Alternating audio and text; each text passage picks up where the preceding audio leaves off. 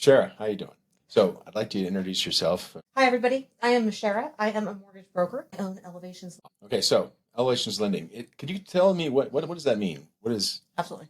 So I used to work for big banks and big mortgage lenders. I Mhm. did it for quite a few years. And in the industry, I learned that we can actually offer a lot of products and a lot better rates to people as a mortgage broker. So Okay. what that means is I go to what we call funders, and they offer us basically wholesale rates that we can offer to the public. Okay, Without what's a any funder? A funder is somebody who, so you can go to anyone to get the money for your loan. You Okay. can go to Chase, you can go to your credit bureaus, you can go to a lot of different kind of portfolio loan type people who just have portfolios willing to lend money on for mortgages for people. So you're a mortgage broker. So I'm a broker. So you connect, you make a market. Absolutely. So you're making a market with people who need a mortgage and people who. Absolutely. So a lot of times you go to a bank, right? And Yeah. that bank has one set of rules that you have to follow. They also have one pricing for your rates. But Okay. when we pull it, we can actually pull all the banks out there and all of these wholesale funders out there to really figure out for your exact situation, your exact loan, who's offering you the best rates. So you guys are cheaper loans that shopping around and getting we and do all the shopping. fitting the best buyer with the best seller. So Absolutely. okay, Getting you the best loan and the best product. Okay, so that's really good to know. So now, what's the benefit? So that's the benefit of a mortgage broker versus a bank. Absolutely. Okay, is there any Absolutely. benefit of a bank over a mortgage broker in certain situations? Maybe. In certain situations, there are a few programs out there where they can, because they're funding it, they can make their own. Okay. Normally, banks are not exactly the most risky or really, when you're trying to deal with that kind of corporation, you don't really usually get a lot of wiggle room, but occasionally they can do something that we can't. But usually that's for people, if you have $3 million sitting in their bank and you're not touching it, they're going to make a little bit different rules for you that I probably Okay. can't make. Okay. So that's an example of one. But that's a time. rare occurrence. It's a rare occurrence. So okay. Usually, private lender. I do have private funders, I have private lenders out there, Okay. and I can usually figure out who's going to give me the answer yes Okay. to, especially first time home buyers, down Okay. payment assistance, but That's more really what we're talking about today is first time home buyers. self-employed borrowers. Self-employed buyers. Is a big one. Yeah. 'Cause there's a lot of people out there details out there. who are self-employed nowadays doing different things. Absolutely. So that's really okay. So today we're going to talk about first-time home buyer programs. Where and what does that mean? What is a first-time home buyer? Absolutely. So a first time home buyer it's a very loose category, I guess is the word I'm looking Okay. for. A first time home buyer is anyone who hasn't owned a home in. That's it. That's it. Or you don't have to. So that's it. That's it. Okay. It's literally that simple. And So what if say you were somebody you inherited a home but you've never lived in it and you don't have anything to do with it and you rent it out? The title's in your name. Then you're not a first time home buyer. You got it. However, if your husband owned the house and the wife's never owned a house, you can still do all first time home buyer benefits For the to that couple. Or if a parent's helping their son out and they own a home, we can still do all the first time home buyer. So if I go to help my kid out when he goes to buy his first house, now what do you mean help out? Okay, so what does first time home buyer programs do? Yeah. For if you have a first time home buyer, it allows you to come to the table with a lot less money. Okay. How much less are we talking? So let's give an example of somebody who comes in, no first time home buyer program. They're going to go buy a $500,000 house and they're going to do a conventional. Yep. The minimum they have to fund that loan is 5% down. Okay. For a conventional. For a conventional For a non first time home buyer, 5% down. Okay. Now, the more you put down, the cheaper those rates get. There's a lot of benefits there as well. But first-time homebuyer programs literally just allow people to buy homes. Okay, so not a first-time home buyer coming in with a conventional 5% down, that's $25,000 they're going to have to bring to the table. Yeah. More than that with other fees. Little closing costs, all that good stuff. All that stuff. But for a down payment, that's what we're talking about. Okay, so now let's transition to first-time home buyer. What are we looking at for that? 3% down. Yes. Okay, that's a big difference. It's a big difference. Okay. And then the biggest thing for first-time home buyers is we can do the down payment assistance. So people, the biggest thing I get when I get people who are those first time home buyers who just want a mortgage consult, they're like, I've never bought a home. I don't even know how to get ready. They get scared because they don't want to call me because they don't even know what questions to ask. And nobody wants to be told no and you were silly. People don't like to look ignorant. No. So. But you can't know this until you've talked to somebody like me. Nobody has these answers and nobody knows how. So we really do put paths together. So I love talking to people 2 years out. I love talking to people 1 year out. Because even if you are truly that far out, there's so many things we could do now. So when you're ready, it's going to make it better and cheaper. And maybe they think they're a year or two out, but really they're 6 months out. So instead of the 25,000, we need 18,000 for a first time home buyer. That's a benefit. Now, who provides that benefit? So it's actually so all your loans are, the funders make their own rules. Okay. Okay. The banks So that's just a bank rule. Bank rules. Bank rules, and then our government with Fannie and Freddie Mac. Those are our big mortgage overlays who purchase most of the loans here in the United States. So they really do make a lot of the rules that even. Okay. So they're saying this is a first time home buyer. This is the special rules, and these are the benefits that they're going to get. And it's a much lower down payment. Absolutely. Of $18,000. Now, what if somebody can't come up with $18,000? Should they just wait and save up $18,000, or what are we talking about? No, not at all. So one of the best things that we have here is down payment assistance. Okay. Because it can take. I mean, we all know inflation's crazy. Yeah, it is. But one of the biggest wealth builders for most Americans is real estate. Absolutely. That is the reason I'm in real estate, because I think of that exact same thing. Absolutely. It's been true for many years. Anytime we can start people who are, you have the W-2 job, or this, you have your business and you're just working. If we can get you any other kind of, it's about paying those monthly bills, but it's a little bit going back into your savings account to start building that financial wealth for you and for your family. Real estate is the best tool.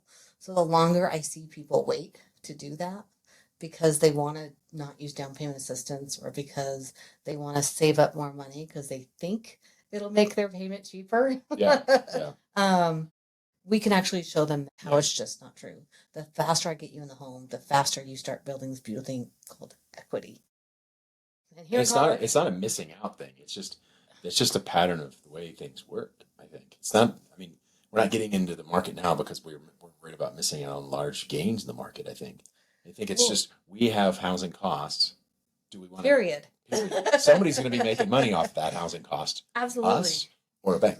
One of my favorite things when I get these people who are like, I'm totally just going to rent for another year or two. I just don't know what's going on with the market. I'm like, great. Will you pick a house? I'm going to buy it and you can live in it. Right. So that way you make the money. Yeah. So the landlord's going to make the money. Right. And they're like, what? I promise you're not getting the good part of this deal. Right. But if that's what you want to do, let's talk about the math. Because I love showing people how you can start building little bits of these financial wealth, literally, with real estate. Yeah, that's why it's the biggest tool. It makes a huge difference. And it is an amazing wealth builder. It is. And getting him in there sooner. And it's scary, though. I mean, you're talking now, Colorado Springs, $300,000 to $500,000 for a house. To get started. Just to get started. I mean, that's first one. That's a starter home. And a starter home is still, it could be a great home. You could stay in that home forever. Absolutely. And so, but I think a lot of people are really scared to take that big first step because you hear it on the news. You hear, oh, it's too much. Housing's so expensive. Well, you're paying for housing, period. Every time. Every time. And then the other part that's really true, especially here in Colorado, is we are still in a housing shortage. Yeah. So if you believe in supply and demand at all, pricing of houses can't go down as long as we are in a housing shortage. And Colorado Springs is a really unique market. We have 5 military bases. We have all these contractors. I don't think you guys have the city of major infrastructure. They're putting some major money in the city right now. Right. The population specifically in Colorado Springs, maybe even more than like Denver's been big for a really long time. I think you guys are going to see a lot more of that growth than other parts of the kind of growth that we saw in Castle Rock not too long ago. And it's there. It's absolutely. I think it's absolutely coming this way, especially if some of the things that Colorado Springs doing. Yeah, we got really big development. It's happening fast. So I think getting into this market really quickly is not really quickly, but reasonably is a good idea. It is. Okay. It is. So we know that people want to get in, but let's talk about how they get in. So these down payment assistance programs we talked about today, what does that mean? I mean, how does that work for somebody? Like they come in, they say, okay, well, I need, instead of 25,000, I need 18,000, or maybe maybe not. There's a couple advantages that we have with down payment assistance right now. So as a broker, I have literally dozens of different types of down payment assistance programs for first-time home buyers and not first-time home Okay, buyers. when you say that, I get a little nervous because I don't understand. That's a lot. It's a lot. Right? It's a lot. Yeah. It is a lot. So there's really two places these down payment assistance come from. They come from federally, so U.S., our government designs these programs because they know getting people in home, it makes our economy more stable. Right? So they want people to own homes, and they know that helping people out like that it's very important, and it's important to our financial infrastructure. So the federally funded programs will give couples and even not first-time home buyers down payment assistance. We have down payment assistance programs that'll do actually up to the full 5% if you're not a first-time home buyer. Wow. Okay. So if you're not a first-time home buyer, you still can get you can still get down payment assistance, and people get those really confused all the time because they're like, "Oh, I'm not a first-time home buyer. I can't get these really cool down payment assistance for my next house." Okay. So Not true. So how, is that a loan to them or is that? It depends on which type of programs. Okay. Yeah, you So- said there's a whole bunch of them. So There are. let's break it down. Let's break it down to your favorites. Okay. So there's really two. There's ones that you're going to figure out how to pay back. You're going to pay back one way or another. Pretty much all of them. There are a few for if you're in a certain income bracket, we can actually get, there are complete grants. So you can actually get this money to buy your house and you never pay back. I've seen those used because I sold one of my rental properties to someone and they used that program. And Okay. it was great for them. Yeah, Happy. absolutely. Habitat for Humanity actually has one right now. That's amazing. That's awesome. Yeah. I love Habitat. Yeah, they do great stuff all over, for sure. The other ones are going to be called forgivable. And these ones, you're going to, if you hold their loan for a certain amount of time, then they'll forgive your down payment assistance. Okay. And then then the third brand is ones where you get basically kind of, it's called a second mortgage. So you have your big mortgage, and then if they give you that $12,000 or $18,000, it sits, and so you make kind of two mortgages. Okay. On those loans. 2 payments on those. 2 payments, yeah. I gotcha. Okay. And is it a high interest rate, low interest rate? They can be both. Oh, they can be. Okay. So it depends on how. My favorite programs are actually some done by nonprofit organizations. And the reason I love these programs is because when I do federally funded programs, usually people will pay so when you get a mortgage, your interest rate for a federally funded down payment assistance program, the rate that you approve for is about 1.5 points higher than you would approve for if you weren't using down payment assistance. Okay. Okay. That's a lot. It's a lot. So, I mean, just a quick number, if it's a $500,000 house, your payment goes up about $490 a month. So that actually prices some people out of the market. It does, because I know that's my car payment. You know what I mean? Yeah, that's a lot. That's a lot. So using those federally funded programs, sometimes by using more of the nonprofit programs or some state funded programs, we can actually not have that big, huge interest rate on their first. Okay. We can actually get them in the rate they would approve for if they weren't. So by using a nonprofit, what kind of nonprofits are these? So my favorite one here in Colorado is Check. They're amazing. They do make you do a little bit extra hoops. Mm-hmm. You have to do 2 first-time homebuyer classes, not just one. And one of them's actually in person. But they do this awesome thing where if you're, depending on your income, if you're on the lower part of the approved scale, you can actually not pay anything on that loan and pay 0 interest on the money that they lend you for 5 years. Well, that's fantastic. If you're on the higher end of their income approvable bracket, they'll make you start paying it back right away. Mm-hmm. But they give you the money at a fixed 3% interest rate, which is still a really good interest rate on any money you could borrow anywhere. You can't get that kind of money. How do you get involved in this kind of program? So this is not something you could go do and then buy a house. Like decide to do this in 30 days. You have to do it through a broker like me. But yes, you can absolutely. You can do this. 45 days. 45 days. 90 days. Okay, so a little longer than normal, but that's it. That's not that bad. That's it. It's 45 days. So 45 days from deciding to do this to close. That's great. Okay, Yeah. so that's really so you have to take these classes, so you have to fit those in your You have to schedule. show up. They're on Tuesdays and Thursdays, and then they have a Saturday one. It is like 5.5 hours, I think, is the length of the class right now. But we're buying spending $500,000 here, or close to it, and so that's I think it's important. And for people who haven't owned a house before, that people are like, another question: what can I approve for? What can I approve for? And sometimes I want to stop them right there. So let's talk about what your payment should be. Yeah. Let's talk about what kind of house you should be buying to make sure we're going to give you that. House brokes are really, I mean, it's a term that I hate putting, Yeah, I don't want to make anyone house broke. You Yep. have a great house, but you can't buy the new car and you can't, ramen noodles and beans. Can't pay for the furnace if it breaks or something like Right. that. Because your agent didn't buy you a good home Right, warranty. because we maxed out those incomes Yeah, and it's got too you the much. best house when maybe it wasn't the best. About how you should be budgeting. A lot of skills that a lot of us don't have. So if somebody needs to get into a house, they think, okay, so in 6 months or so, I'm going to be moving. I want to get out of this lease. They need to start talking to you the sooner the better, right? Absolutely. Like people are like, oh, well, I'm not going to be ready for a year. I'm not even close to talking to a lender yet. Like, right. Absolutely not. Like I'm a year out. I don't need to have that horrible financial conversation. Right. Yeah. That uncomfortable. Well, it's just uncomfortable because we do ask all of the questions. That uncomfortable conversation that says I'm not like everybody else. That's the one, right? Yeah. And people are like, and a lot of times people think they're actually worse than they really are. That's the other thing I find a lot. Yeah. But when I have a full year to work with somebody to get them ready, I can usually get them in a way better situation than if I got them 3 months before they were ready. Because most people don't know, when we look at that pricing of your loan, there's like 12 different pieces of information that go into what your interest rate's going to be and what the one you approve for is. And I can not just mess with just your credit score number, but we can mess with all the other ones just to truly make sure we're putting you in the best situation for you. Okay, so the more the time, the better. That's great. And then really, they don't need that much money. They just need to be in a good financial position. So that could mean instead of saving up money for a down payment, they could be paying off debt. Absolutely. I mean, even people who are like, hey, I just got a new car. We've been able to get them in situations where we refinance that car. You know what I mean? Okay. To get those payments lower, to get them into the house where they really need to be. Okay. Especially for my self-employed borrower. Give me a year, man. Every time. Because you need documentation. And it's taxes, and what we do with those and, all those kind of fun nuances. Yeah, you have a lot of tax advantages, but maybe 1 year there might be a tax advantage we don't take advantage of. You might need to pay a little bit more taxes, or maybe you don't need to. But knowing those numbers a year before you're ready to buy the house could only happen if you talk to someone like me. So what's the difference between like a home buyer assistance and like a VA loan?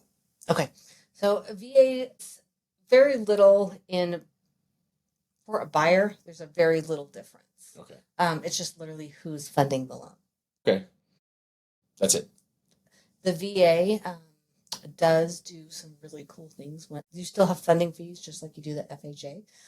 Sometimes they're a little bit lower with the VA, but the VA just does it for you. And then when you're in the loan, there's amazing loan advantages because they make sure that you guys have access to the cheapest interest rate all of the time. Oh, really? They do a lot of protections for people. So when you get into a VA loan, it's really not hard to refinance? It's the easiest thing in the whole world. Okay, even easier than an FHA? Oh my gosh. Really? Because I thought FHA was fairly easy. It is, but VA is way easier. There's no new income qualifications. I literally just need your insurance. I need your mortgage statement. I need your DD. Nope. Some other stuff. No, just I need the mortgage statement, insurance statement. So we're talking basic stuff that says you're still in the house and you're out of the military still. Yes, and that's it. And you automatically approve. They make sure you guys have. What if you're still active? Rates possible. Sometimes people who are still active still have their benefits. I think you have to be with the military for. I want to say it's Okay. 3 or 4. I don't know. But that's my guy Brandon's question because he knows all of my numbers. Brandon. Okay. He's my VA expert. Yeah, that's right. So how much does it cost to refinance for a vehicle? So they actually max out. So what anybody can charge on VA loans. It's usually about 1%. Okay, so that could be a lot less. It's a lot less than usually most other loans. So you could, and that's it would behoove you to really refinance a lot sooner. And it gives you capability to finance. Is there any service out there that says, okay, now's the time to refinance? Yes, there is. Okay, I didn't know that. Okay. So we do a really cool program that's called Home IQ. Okay. I've heard of this. Yeah. Yep, I do. So all of our buyers, we put them in this program, and every single month they actually get a real estate report card that's actually specific to their area, their neighborhood, and their home.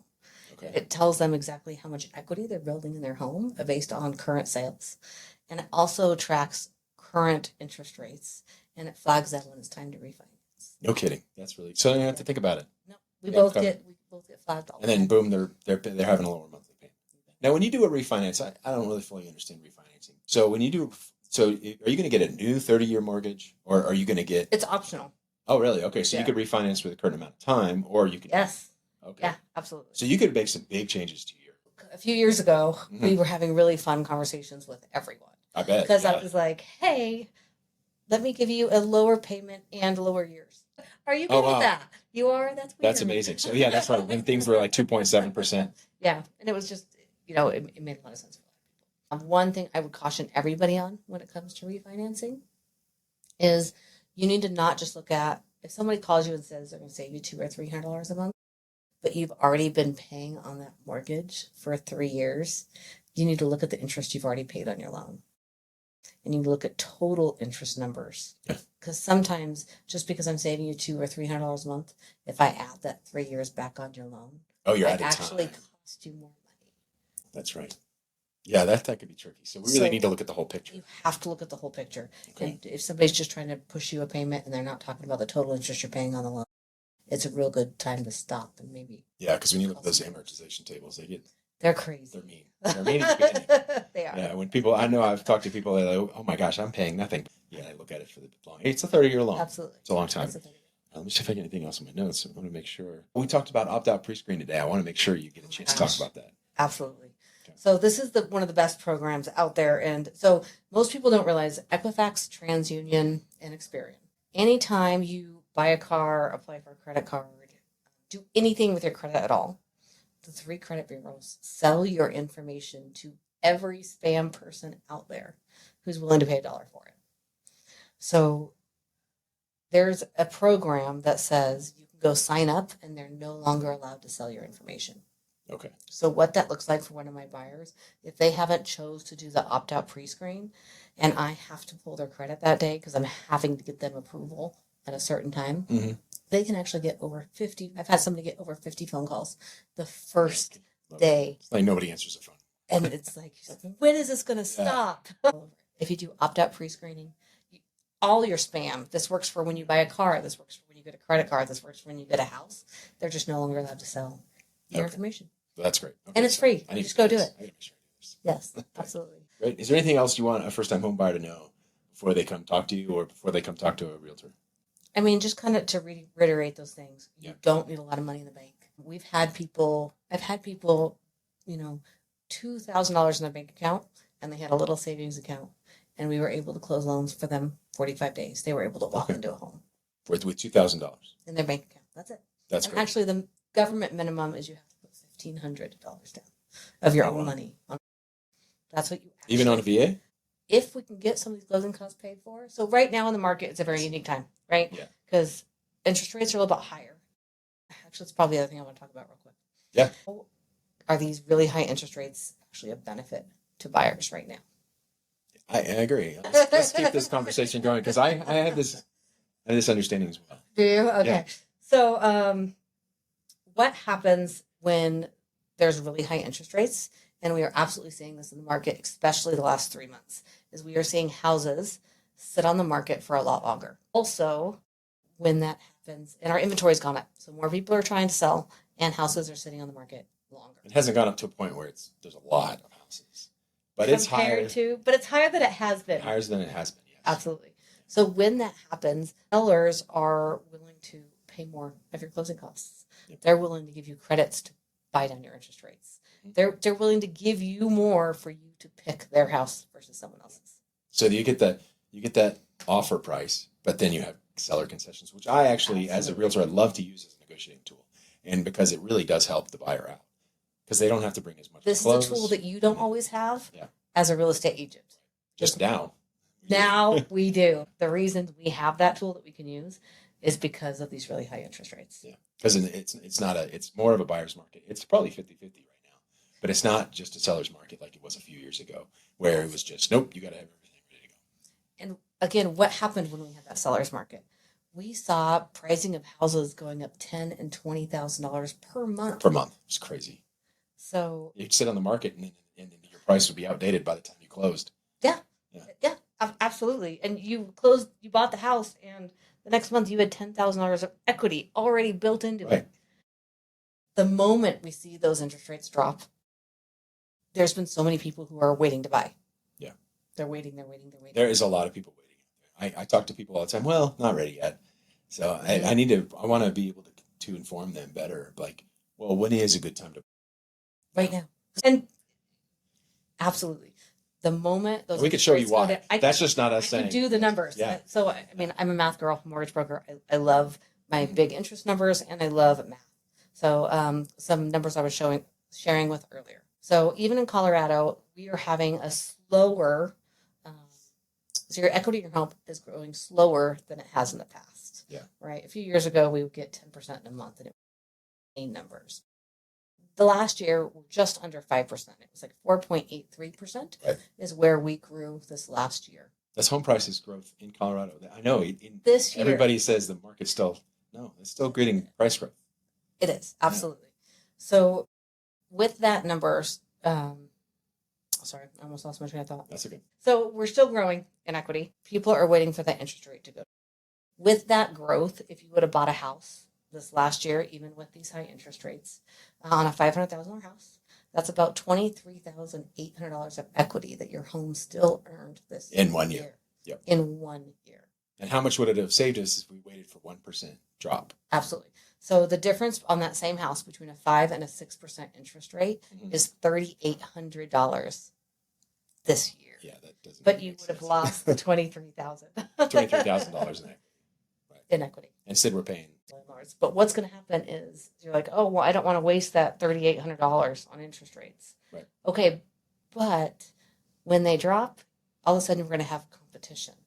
So not only do you lose your $23,000 equity, you're going to lose what we can get you right now, which is those seller credits, which are that $10,000 and $15,000. So you don't need to bring so much to the table. $20,000 of credits to get you to where you be. So because if the market picks up, those credits are going to. And people are going to, that's the price, and people are going to be bidding wars for houses again. Absolutely. Because they're just not building enough houses. Exactly. Again, it's the housing shortage number. Yeah. And Colorado Springs, according to Realtor.com, is going to be the hottest real estate market in the country. I know. It's going to be crazy. Yeah. So everybody who waits till next year, I mean, literally this house difference and what it actually comes to your pocket, we're talking over $40,000 on a $500,000 house. If you wait next year, and a lot more cash. The other thing is, when the market gets competitive and they have somebody who needs a down payment assistance and a 45-day close, and they have somebody who doesn't need anything like that, they're going to take the loan that doesn't need anything like that, even if they're offering them $5,000. Because they just don't want to be bothered with the extra steps. They just want to be done. Yep. Yeah, absolutely. So there's amazing tools, especially for first-time home buyers and down payment assistance right now. And that's the biggest message I'd want to be out there. Great. All right. Thank you very much. And, absolutely. I really appreciate your time. Absolutely. Thanks for having me. Let's get that 30 minutes. Perfect. Awesome.